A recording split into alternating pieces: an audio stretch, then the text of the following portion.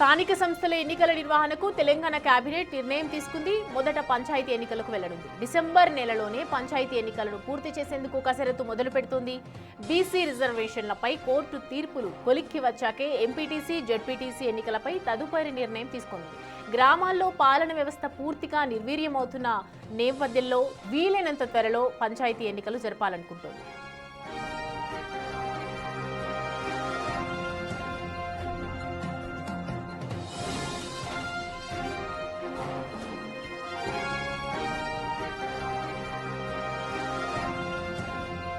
Right, ఈ అంశానికి సంబంధించి పూర్తి డీటెయిల్స్ అందించడానికి మా ప్రతినిధి వాసు మనకి అందుబాటులో ఉన్నారు. వాసు, పంచాయతీ ఎన్నికలు ఎప్పుడు మొదలుపెట్టే అవకాశాలు కనిపిస్తున్నాయి? అలాగే జెడ్పీటీసీ, ఎంపీటీసీకి సంబంధించి ఏం చేయబోతున్నారు?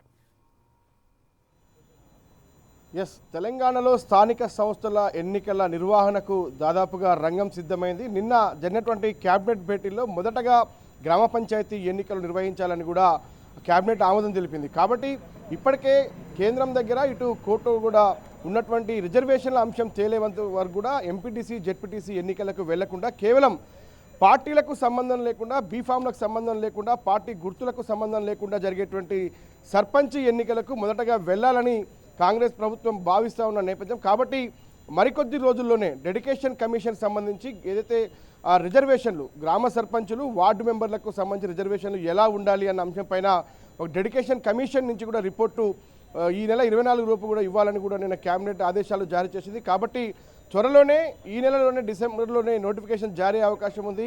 ఖచ్చితంగా కూడా ఎన్నికలు కూడా జరిగే అవకాశం కనిపిస్తూ ఉంది. డిసెంబర్ నెల మొత్తంలో ఎన్నికలు పూర్తి చేయాలని కూడా తెలంగాణ ప్రభుత్వం అయితే డిసైడ్ అయింది.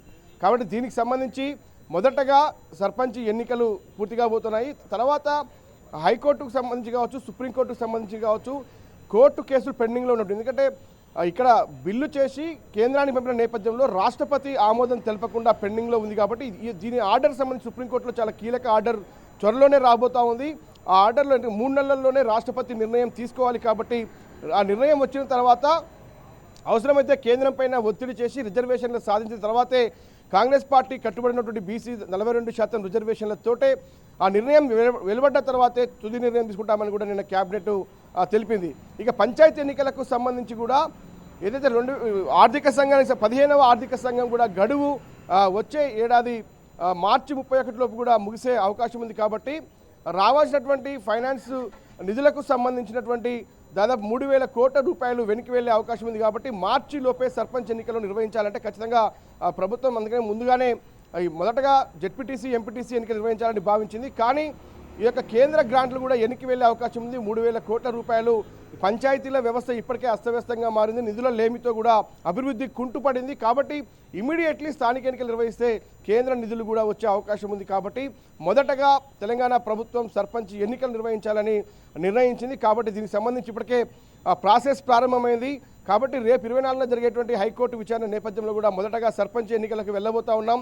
డేట్లు కూడా ఫిక్స్ చేసే అవకాశం ఉంది. నోటిఫికేషన్ కూడా 24 ఏదైతే డెడికేషన్ కమిషన్ నివేదిక అందిన తర్వాత హైకోర్టులో అదే రోజు ఈ అంశాన్ని ప్రస్తావించి తర్వాత ఎన్నికల కమిషన్కు ఏదైతే ఎన్నికలకు వెళ్ళేందుకు సిద్ధంగా ఉన్నామని ప్రభుత్వం నోటు పంపే అవకాశం ఉంది. ఆ తర్వాత డెడికేషన్ కమిషన్ రిజర్వేషన్ల ఆధారంగా కూడా రేపు సర్పంచ్ ఎన్నికలు, మరోపక్క వార్డు మెంబర్లకు సంబంధించి గ్రామ పంచాయతీ ఎన్నికలు నిర్వహించేందుకు దాదాపుగా తెలంగాణ ప్రభుత్వం సిద్ధమైంది.